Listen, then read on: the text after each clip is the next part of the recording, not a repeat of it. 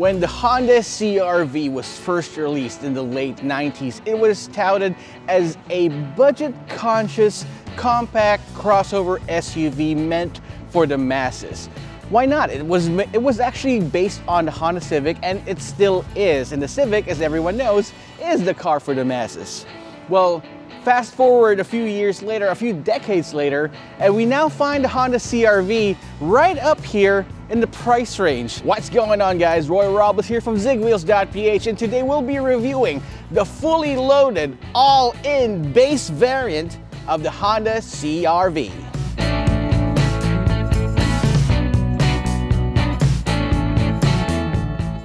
Starting with the front end of the Honda CR-V, this, by the way, is the 1.5 V turbo variant, and again, the base variant of the current generation 6th gen Honda CR-V. You got these huge honeycomb grille right there in the middle, and a huge Honda badge as well. A lower grille that mimics, of course, the honeycomb right on top. These nice LED headlamps with DRLs and LED fog lamps. Really, you'll be hard-pressed to figure out which one would you rather get, this one or the Honda CR-V RS. The only thing different probably would have to be this chrome strip that runs across the tip of the hood here, right on top of the headlamps. One thing that is a nice surprise on the base variant, it does have sequential turn signals right here on the front clip. So if you want to tell the person in front of you that you're going to the left, to the left, to the left, to the left, you can do so right here. You don't have turn signals, or you don't have sequential turn signals right there in the back, but at least you have it right on front. Now, for 2024 and this 6th gen Honda CR-V, I love this huge sweeping front hood.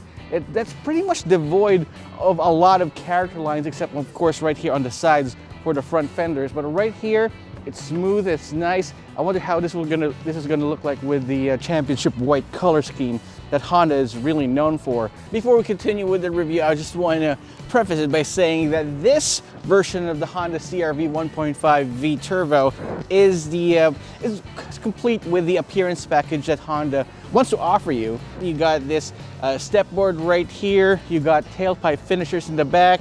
Now, about the side profile of the Honda CR-V, maybe it's because of the side step right there. It looks like it's not that high up. You also have got 18-inch alloy wheels with 235/60 R18 Michelin tires, which really gives it a nice, aggressive, and of course, chunky SUV look.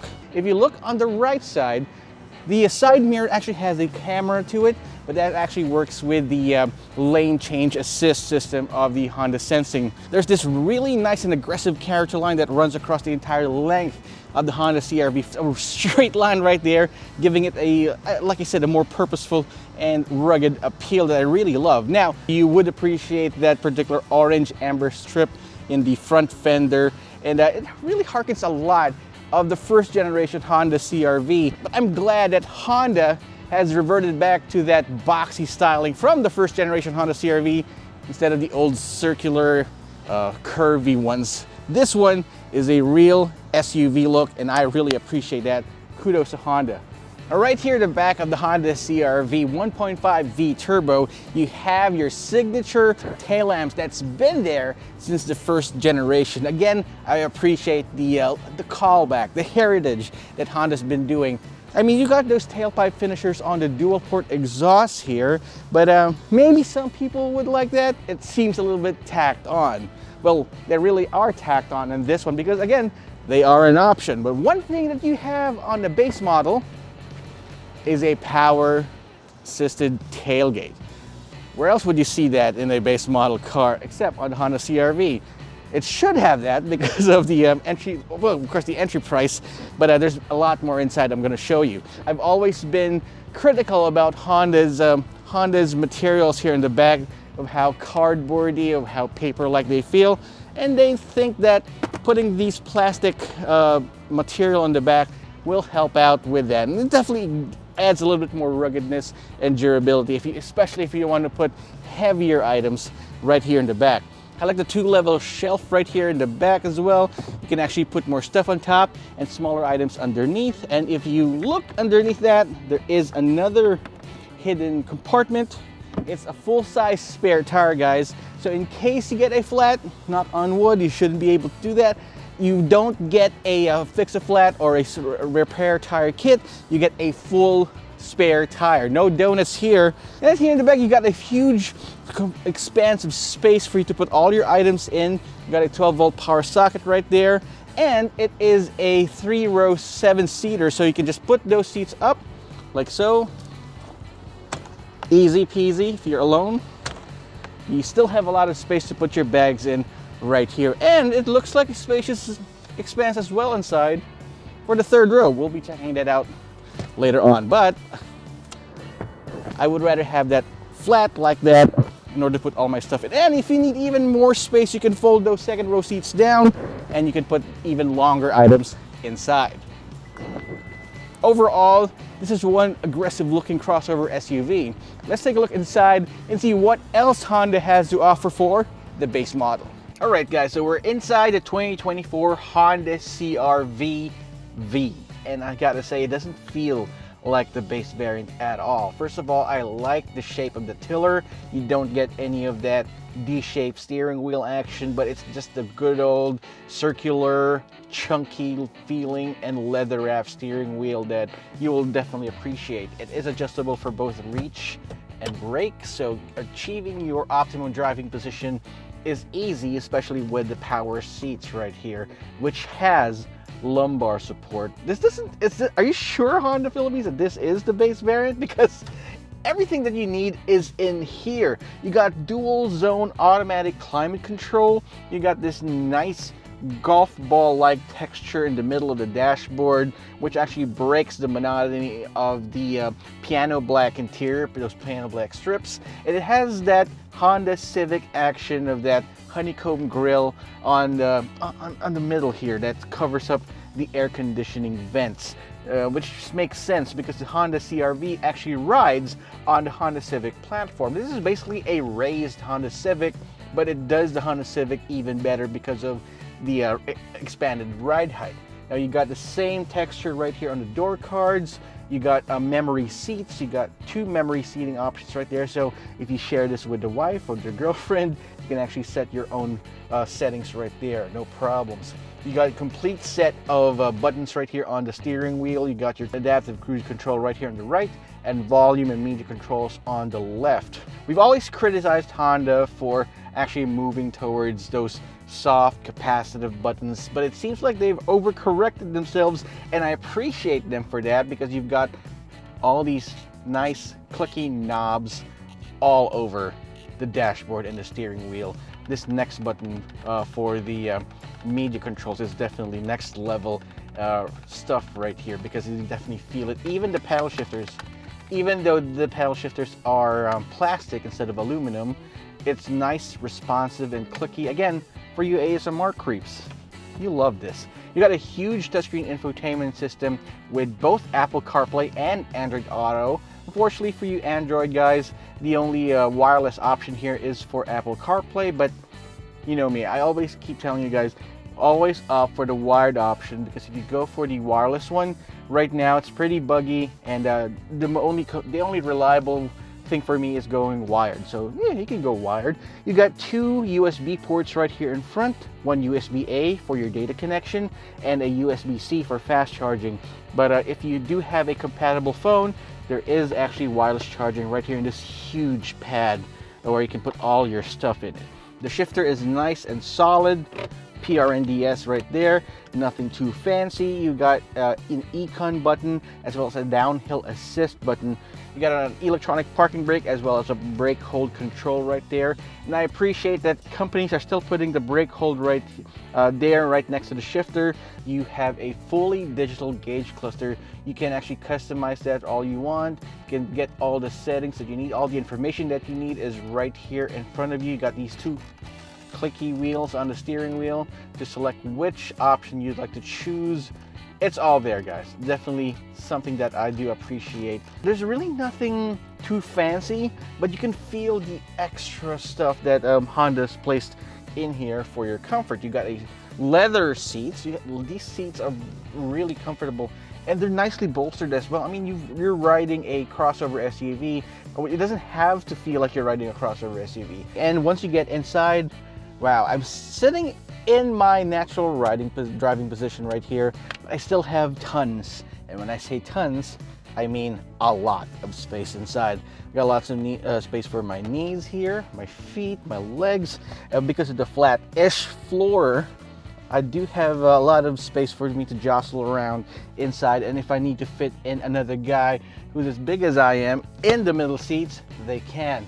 The seats aren't very comfortable, but they're not as bolstered as the front seats. You can, however, recline these seats back, but the backrests are pretty flat, so it's not going to be the most comfortable. But once you get settled in, because of all the space inside, you can just lounge back like so. All right, you got an AC vent. You can actually turn it open or turn it or close it this way.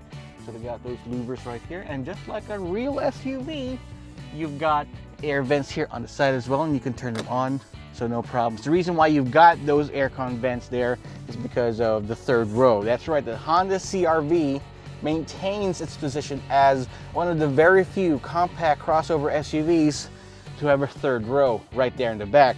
And you do have a nice armrest right here.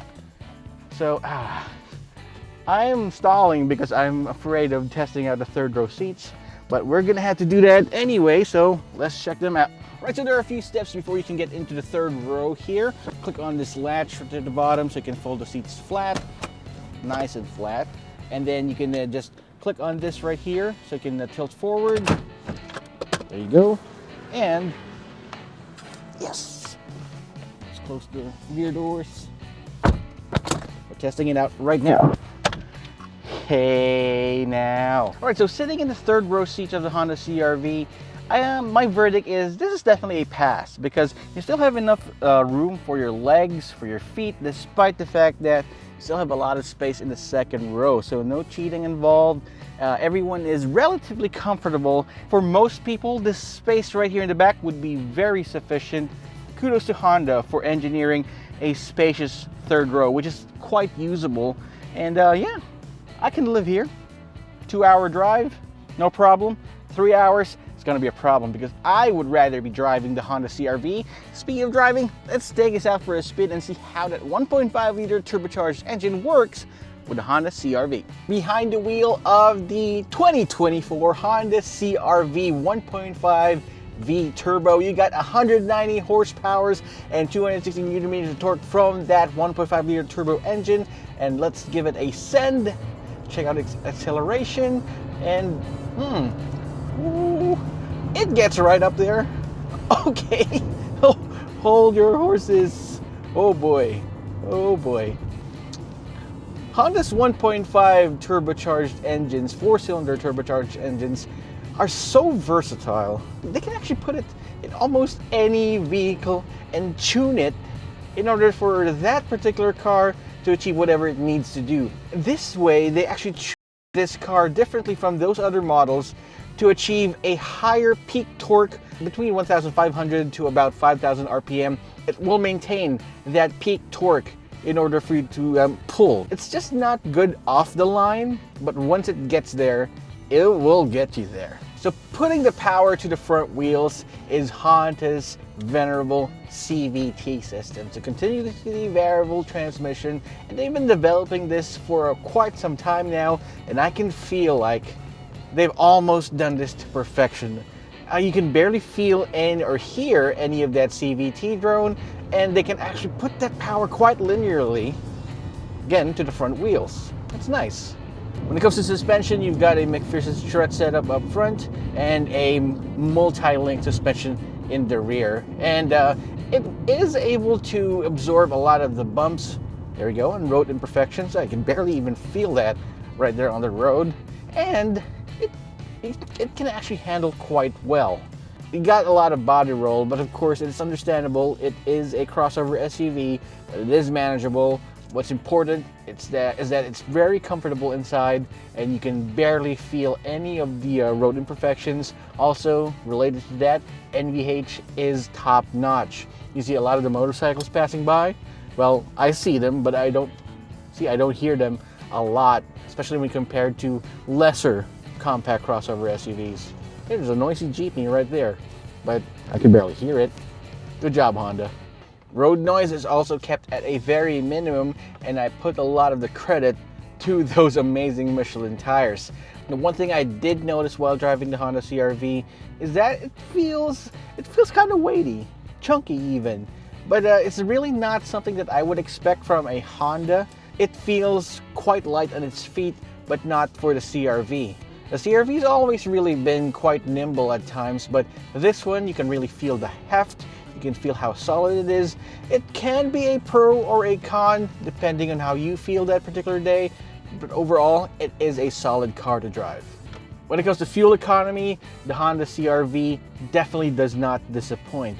Historically speaking, if you just mention the word CR-V, a lot of people will balk at the fact that yes, it is related to subpar fuel economy.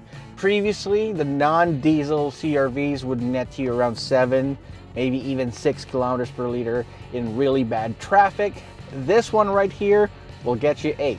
That's right, 8 kilometers per liter in city traffic. Because of the small displacement turbo, it can actually achieve a good fuel economy, but at the same time, go fast. Also, the fact that it's not an all-wheel drive system might be a plus for this car, because in the all-wheel drive you get the same engine, but it has 4 wheels to think about moving forward. Now, I wanted to take this out on the highway, but even on the highways it's really bad traffic. But on long stretches of road, I was able to net around 13 to 14 kilometers per liter. Safety features, well, again, despite being a base variant, this is complete with safety features. You've got Honda Sensing, which is a Honda suite of active and passive safety features, which means it has forward collision warning, lane keep assist. It also has adaptive cruise control, the works. The only thing that it doesn't have, though, is that it does not have blind spot monitoring system. You do get rear cross traffic alert, and you don't get a 360-degree camera, but you do have a rear camera, which means Honda really wants to keep your eye on the road at all times, because you yourself are the car's best safety feature. But again, with multiple airbags, ABS with electronic brake force distribution, you got hill descent control, you got everything you need. I really don't believe this is a base variant. This really could be a top-of-the-line variant for any other model. Pricing for the Honda CR-V 1.5V Turbo starts at 2.1 million pesos. And that's the base price. Remember, that doesn't include all the accessories that are included right here. But if you want to get the basic base model, that's what you get, 2.1 million pesos. And it leads me again to answer the question that I asked earlier: is the 1.5V Turbo worth that asking price? Well, there are a couple of things that you got to consider. First of all, you're getting an all-new model. This is the all-new generation Honda CR-V. Compared to any other crossover in the market, compact crossover, this is the new hotness, the new top dog right here. But again, you're getting the base variant. You might want to consider the VX all-wheel drive turbo variant of the Honda CR-V, and that is just around 180,000 pesos more than this model. And what do you get all-wheel drive? And that to me is pretty much defines what a Honda CR-V is. I remember back in the 90s where the only option that you get for this Honda CR-V is all-wheel drive. And a lot of the owners who owned the first generation Honda CR-V would actually cut off a couple of drive shafts here and there to convert their all-wheel drives to two-wheel drives. Imagine that. So I guess in the next couple of generations, Honda then would offer a two-wheel drive instead of four-wheel drive. Now, considering that price point, I know one of the options would be the all-wheel drive Honda CR-V, but from other brands, what else would you consider? Well, one obvious rival to this Honda CR-V would be the Mazda CX-5. Of course, the Mazda CX-5 is also available with a turbocharged version, so you might want to check that out, but that's also all-wheel drive. One other option, a much more affordable option, would be the Hyundai Tucson. You got the Kia Seltos. So there's a lot of competition in the market with the Honda CR-V, and its starting price of 2.1 million pesos puts it in a very precarious position against its rivals. But consider what you're getting. You're getting a great interior. It doesn't feel like a base variant at all. You got a huge touchscreen infotainment system. You got an even bigger information display for the gauge cluster. You got power tailgates. You got a complete suite of Honda sensing features. Wow, I mean, what more could you ask for in a compact crossover SUV? If I didn't know any better, Honda might actually offer this as a top of the line variant if they don't have the all-wheel drive and hybrid version, and then offer lower variants, even lower variants with less features. My idea would be probably they can offer an even baser variant, something that's below base, in order to break that 2 million peso mark. For example, a smaller screen. You can omit Honda Sensing, but with the way Honda Philippines is moving, I think they're starting to put Honda Sensing in all their vehicles. You could probably put less materials here, maybe fabric seats, less cameras, smaller wheels, just to make sure that you can break that 2 million peso mark. But as it stands, I understand what Honda Philippines is trying to do.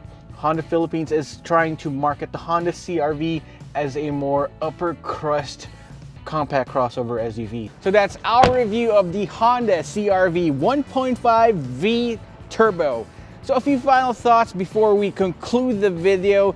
Is it worth the asking price of 2.1 million and thereabouts? Well, if you think about all the advancements in technology, the powerful 1.5 liter turbo engine, which by the way isn't like other 1.5 liter turbo engines out there, because Honda will do Honda things to that engine, and all the amenities inside, I think, yeah, if you're in the market for a Honda CR-V, this will definitely not disappoint. But if you're thinking, would I get the most bang for my buck in this particular segment for this particular model? I think moving up to the Honda CR-V 1.5 VX all-wheel drive might be a better option. At least you get an all-wheel drive variant for your money. In this case right here, yes, again, you won't be disappointed, but there might be something better than this one. But what do you think? Drop me a comment in the comment section down below, and while you're at it, subscribe to our channel and hit that notification icon so you wouldn't miss any of our videos. This is Roy Robles from Zigwheels.Ph. I will see you guys next time.